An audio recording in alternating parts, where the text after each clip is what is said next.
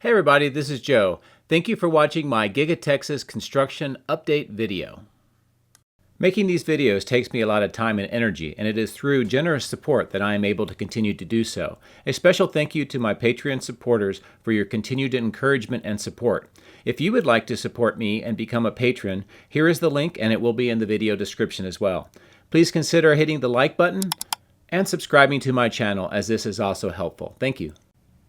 I thought I would take this opportunity to go over the basic layout as we know it right now for Giga Texas and talk about perhaps what some of the production processes might be like, and we'll talk about some of the areas that we still do not know about. It's worth noting that Giga Texas does have multiple floors, and we do not have information on what will be going on each of those floors, so you got to keep that in mind as we have this discussion. Elon has talked extensively about increasing the throughput and the volumetric efficiency of his factories, and Giga Texas is an indication that he's taking that seriously. So using vertical spaces is part of that plan. A traditional linear approach to how manufacturing automobiles and how factories are laid out is probably not a good model for this. The throughput, the highly robotic assembly, and the volumetrically vertical use of this factory is something that is different. Also keep in mind that some of the information that I'm presenting has been validated through on-site sources. Some of it is still conjecture, and this is evolving and it will continue to change as we get more information. Let's start first with the battery cell and structural pack area in the northwest corner. This is where they actually make the cells and the structural pack itself, but it's not where they would be doing the lithium hydroxide mining, which we understand will be at Giga Texas but in another facility. So this is where the 4680 batteries would be made. As you see at the Cato Row production prototype facility out in California, they'd be using these high-speed machines and high-speed robotic charging stations.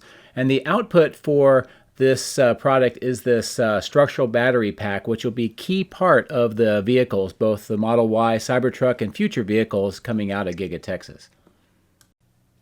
Moving over to the casting machine area, this is in the northeast section of the facility and has the concrete columns and concrete roof sections. This is where the single-piece castings will be manufactured, and you can see a picture of one in the upper right-hand corner when it is completed.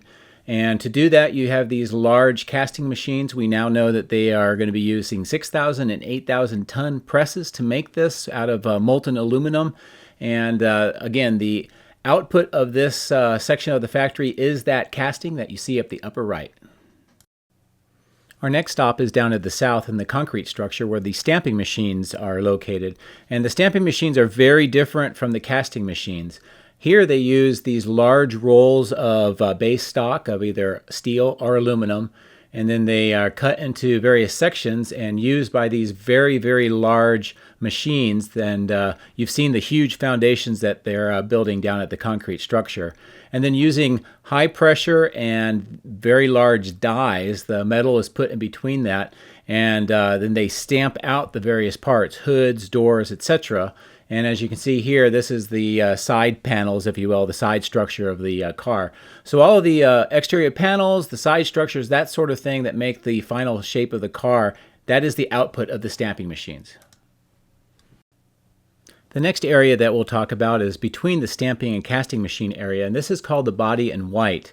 And this is where robotic assemblers are used to make the body. It takes as the inputs the stamping machine parts that we've talked about from the south, and then it uses the castings from the north in the casting machine area for the basic structure of the car, and then using the structural battery pack that comes from the battery cell structural area we talked about to make the subframe, if you will. All of these parts are put together by these machines, these robotic machines. And if you remember, there was the zipper pit area that we talked about when they were constructing Giga Texas. That is the area where these machines will be located. And then the machines take all these parts and they make a body complete with all the panels, everything together. It's the basic shell, and this body is ready for paint, and that will be the next section that we will go to. All right, the paint shop would be the next part of that processing line, and you can see that it's adjacent to the body in white building. Again, we take that body ready for paint. It's put into a dip bath to help degrease it and put undercoating and other processes for paint. Then it goes to these robotic paint machines that will apply the various pigments and the clear coating. And then the output of this process, as you see on the bottom right, is a completed painted body shell. This is being quality controlled, and as soon as that is done, it will head over to the general assembly area. Once the body has been painted and validated, it comes over to the general assembly area. And this area is kind of interesting because the ground floor believe that it's the general assembly area itself. And I think the second floor may be where plastic seats and so forth are made. So as you see here, there's lots of seats that are made in-house by Tesla.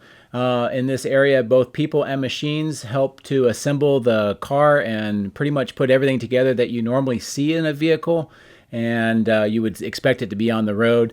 The thing that it's probably missing at this point is the drive unit, so that's the next stop.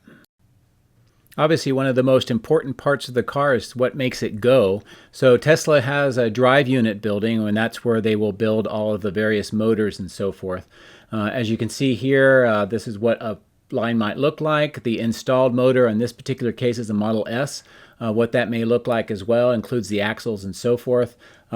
They also make in-house all of the various motors, the internal components of the motors, and all of this again is assembled and then put together with the body coming off of the general assembly to make the final car. As we learn more, we'll talk a little bit more about other parts of the production process, but right now that's about what we have.